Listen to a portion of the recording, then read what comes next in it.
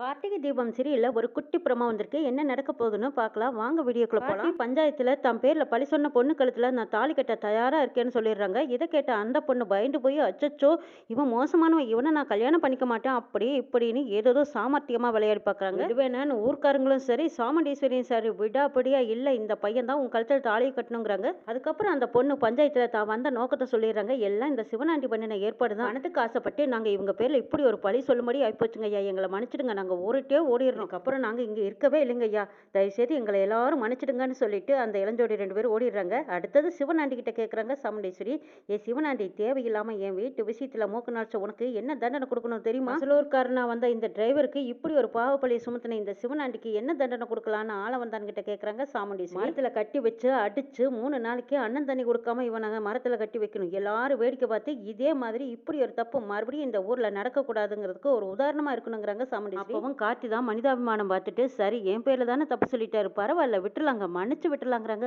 Driver சொன்னதுனால நீ பொழைச்சுப்பாங்கிறாங்க சாமுண்டீஸ்வரி. சாமுண்டீஸ்வரி, இப்படி ஒரு தரமான பையன் குணமான பையன் உன் வீட்டுக்கு டிரைவரா கிடைச்சிருக்கானா நீ கொடுத்து வச்சிருக்கணும். திரும்பவும் இந்த டிரைவருக்கு வேலை கொடுத்து உன் வீட்லயே தக்க வச்சுக்கோன்னு சொல்லிட்டு போயிடுறாங்க. ஆளவந்தான் டிரைவர் ஆளவந்தான் ஐயாவே சொல்லிட்டு போயிட்டாங்க, நீ வேற வேகமெல்லாம் வேலைக்கு போக வேண்டாம், நம்ம வீட்டுக்கே வேலைக்கு வந்துடுன்னு சாமுண்டீஸ்வரி கூப்பிடுறாங்க. கார்த்தி திரும்பவும் சாமுண்டீஸ்வரி வீட்டுக்குள்ள நுழையிறாங்க. சந்திராவுக்கு மாயா மகேஷ் இவங்க எல்லாத்துக்கும் தூக்கி வாரி போடுது.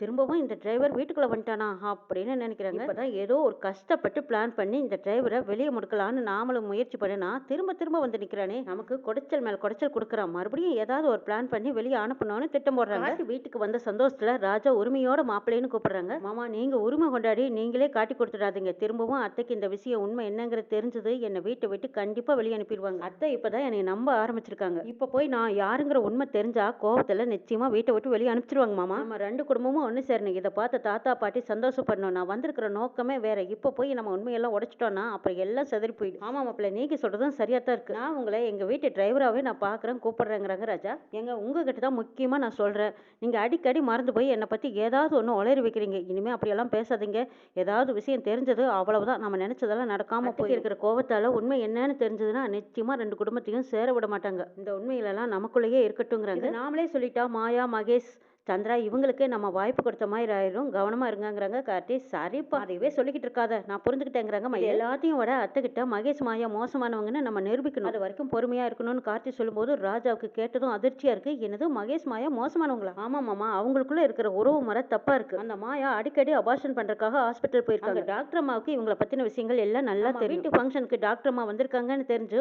மாப்பிள்ளை இவங்க தான் தெரிஞ்சா நிச்சயமா இந்த கல்யாணத்தை நிறுத்திடுவாங்கன்னு அவங்க பொண்ணு கையை ஃபேன்ல கொண்டு வச்சு கையை காயம் பண்ணி டாக்டர்மா பொண்ணு மாப்பிள்ளைய பார்க்காம அவசரமா போனதுக்கு காரணமே அது. அப்படி ஒரு தப்பை யார் செஞ்சான்னு சிசிடிவி கேமராவில் நாங்க கண்டுபிடிக்கலாம்னு அந்த சிசிடிவி ஃபுட்டேஜையும் அவங்களே கையால் உடைச்சிட்டாங்க. நிச்சயதார்த்த அன்னைக்கும் டாக்டர்மா வரங்கன்னு தெரிஞ்சதும் டாக்டர்மா வரவிடாம அவங்களுக்கு ஆக்சிடென்ட் பண்ண வச்சது இந்த மாயா. நிச்சயதார்த்தம் முடிஞ்ச ஆல்பம் வந்துருச்சுன்னு சொன்னதும் மாயா வந்து ஆல்பத்தை பார்த்தாங்க. ஆல்பத்தை பார்க்கும்போது அவங்க கட்டியிருந்த புடவைய அந்த போட்டோல பார்த்ததுமே அந்த போட்டோவை கிழிச்செறிஞ்சிட்டாங்க. கிழிச்செறிஞ்ச போட்டோவை ஒட்ட வச்சு பார்க்கும்போது டாக்டர்மா சொன்ன பொண்ணோட அடையாளம் இவங்க கிட்ட தான் இருந்துச்சு. மாயா வேலை சந்தேகப்பட்டு மாயா கிட்டையும் மகேஷ் கிட்டையும் ஃபோன் பண்ணி பணத்தோட வாங்க, இல்லைன்னா உங்களை பத்தின ரகசியம் சாமுண்டீஸ்வரி கிட்ட சொல்லிடுவோம்னு மிரட்டணும். அதே மாதிரி மகேஷ் மாயா 2 பேருமே மகேஷ் முகத்தை மூடிக்கிட்டு எங்ககிட்ட பணத்தை கொண்டு வந்து கொடுத்தான், இது யாருன்னு கண்டுபிடிக்கிறதுக்காக மகேஷோட முகத்திரையை கிழிச்சேன். மயிலுக்கு பின்னாடி வந்த மாயா கத்தியால குத்திட்டு போயிட்டாங்க. உண்மையெல்லாம் சாமுண்டீஸ்வரி கிட்ட நாங்க 2 பேருமே சொல்லிடுவோம் முந்திக்கிட்டு மாயா விஷத்தை குடிச்சு உயிர் விடுற மாதிரி நடிச்சுக்கிட்டு ஹாஸ்பிட்டல் இருந்தாங்க. அப்போ எங்களால உண்மையை சொல்ல முடியாம நாங்க தடுமாறி நின்னோம். மகேஷ் மாயா கிட்ட இதை பத்தி நான் நேரடியாவே பேசினேன், நீங்க பண்ற பிராடுத்தனத்துக்கெல்லாம் நிச்சயமா போலீஸ் ஸ்டேஷன்ல கம்ப்ளைண்ட் கொடுத்தா கம்மி என்ன வேண்டியதா இருக்குன்னு நான் சொன்னேன். மாயா சொன்னாங்க, என்ன மிரட்டுறியா,